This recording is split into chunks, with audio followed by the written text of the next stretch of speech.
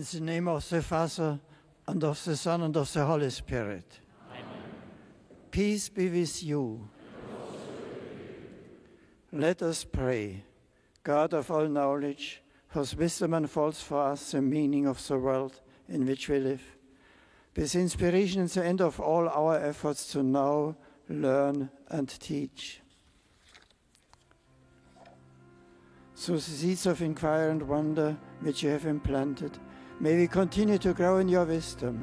Grant this through our Lord Jesus Christ, your Son, who lives and reigns with you in the unity of the Holy Spirit, God forever and ever. Today we are blessed as each of us plays a small part in this historic occasion, the nation's first ever papal state visit.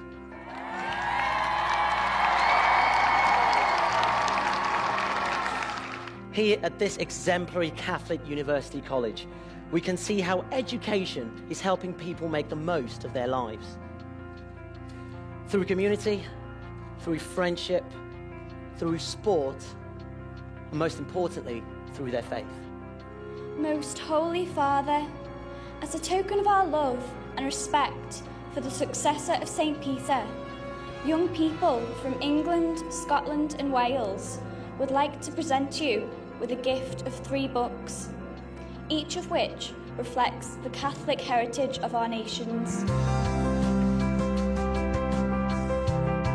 When we are young, we can usually think of people that we look up to, people we admire, people we want to be like. It could be someone we meet in our daily lives that we hold in great esteem, or it could be someone famous. We live in a celebrity culture, and young people are often encouraged to model themselves on figures from the world of sport or entertainment. My question for you is this: what are the qualities you see in others that you would most like to have yourselves?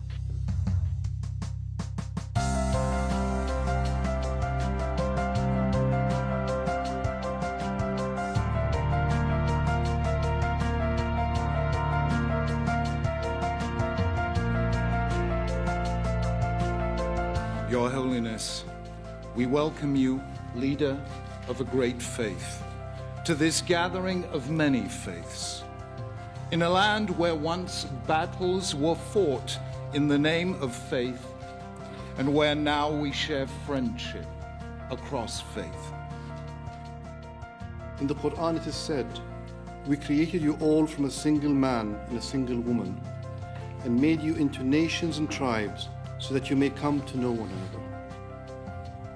The individual divine messages we have received give us the means to realize not only the purpose of our daily existence, but also to fulfill our potential as human beings in eternity.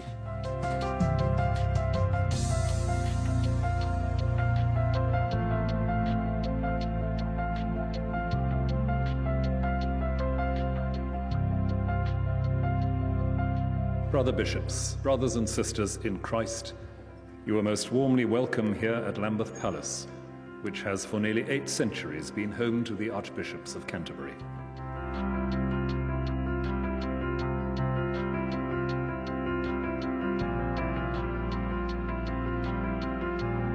While decisive steps have been taken at several points in your history to place limits on the exercise of power, the nation's political institutions have been able to evolve with a remarkable degree of stability.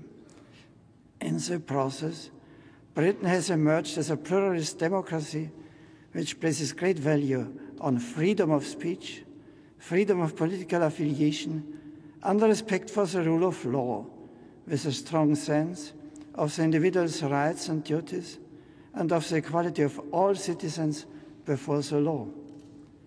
In the House of Lords, we much appreciate the religious voices that take part in essentially political debates.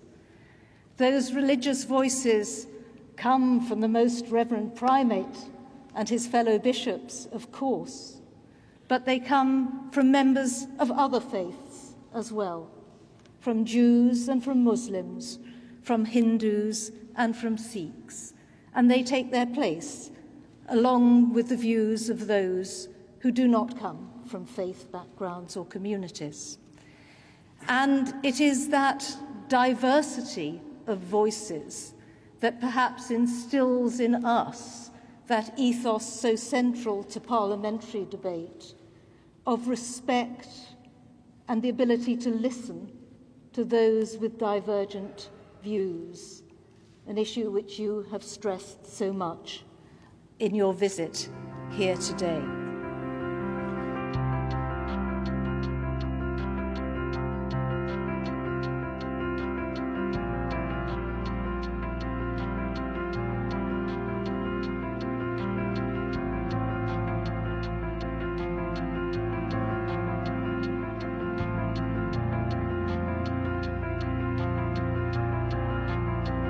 Here we cannot help but be reminded of how greatly the Christian faith shaped the unity and culture of Europe and the heart and spirit of the English people.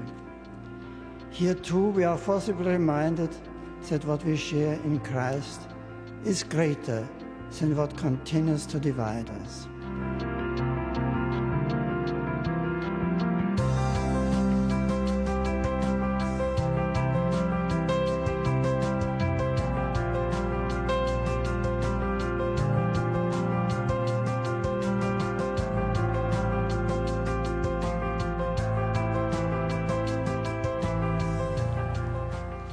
Lord God, ruler of heaven and earth, in your mercy grant the increase of peace and justice in this our nation and in the community of nations.